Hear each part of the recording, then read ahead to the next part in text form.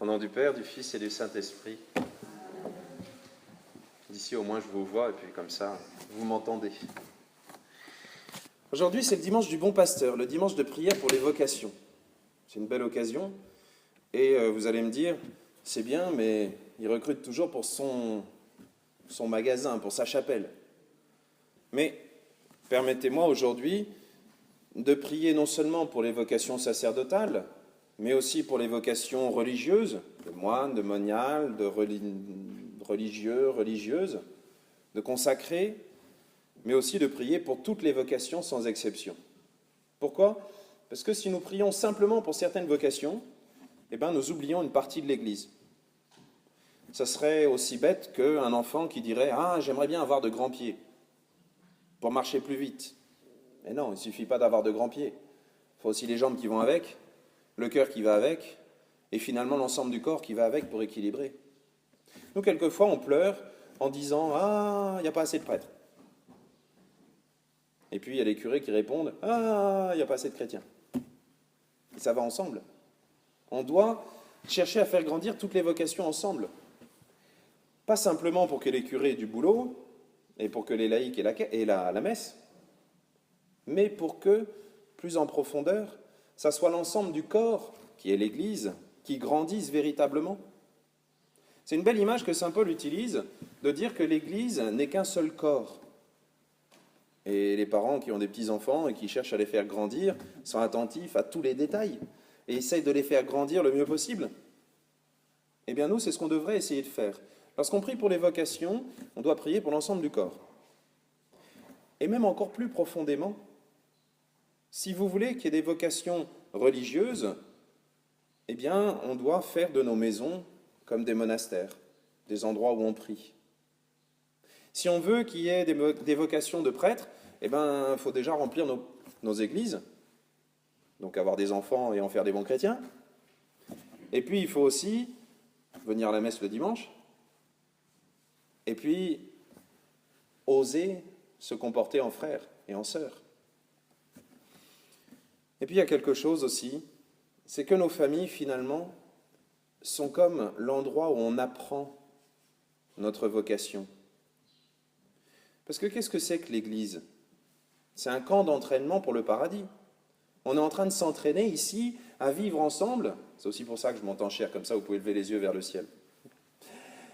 On s'entraîne ensemble à avoir le cœur tourné vers le ciel et à essayer, pas le plafond forcément, surtout le ciel, et à essayer d'avoir ce cœur commun accroché en Dieu qui nous aide à aimer nos frères et nos sœurs, ceux qui sont là. Parce que le paradis, ça sera le moment où on sera ensemble, tellement unis par une charité fraternelle, par un amour fraternel, qu'on voudra passer le reste de notre vie ensemble. Et là, on comprend pourquoi nos familles sont si importantes. Une famille, d'habitude, ça commence par un homme et une femme qui s'aiment tellement qu'ils ont envie de vivre ensemble toute leur vie et qu'ils ont envie, en plus, de donner cet amour aux autres.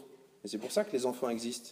Parce que l'amour des parents, il est tellement grand qu'il déborde sur les enfants. Et puis, si tout se passe bien, l'amour entre les enfants, pas facile de l'équilibrer.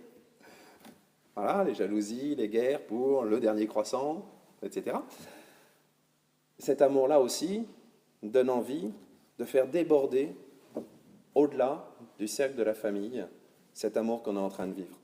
Et cet amour-là, il a un nom, c'est Dieu.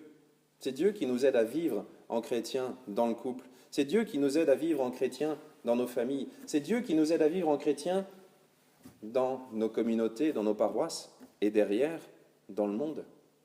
Vous voyez, il y a un lien. Alors, je ne dis pas ça pour dire, s'il n'y a pas assez de prêtres, c'est parce que vous entendez pas assez bien dans vos familles, ou parce qu'elles ne sont pas assez nombreuses. C'est vrai, ça aide. Une belle grande famille avec plein d'enfants, où ils apprennent à vivre ensemble, à se pardonner, etc. C'est un bel entraînement pour aimer les autres. Mais c'est un tout, ça va ensemble. Alors aujourd'hui, ce qu'on peut demander à Dieu, c'est peut-être de faire de chacune de nos familles comme un petit monastère. Prendre le temps de prier, quelquefois. Je sais qu'il y a des familles où ils le font. Le soir, avant d'aller se coucher, soit il y a les parents qui passent dans les chambres de chacun, juste pour faire un petit signe de croix, pour dire un Notre Père.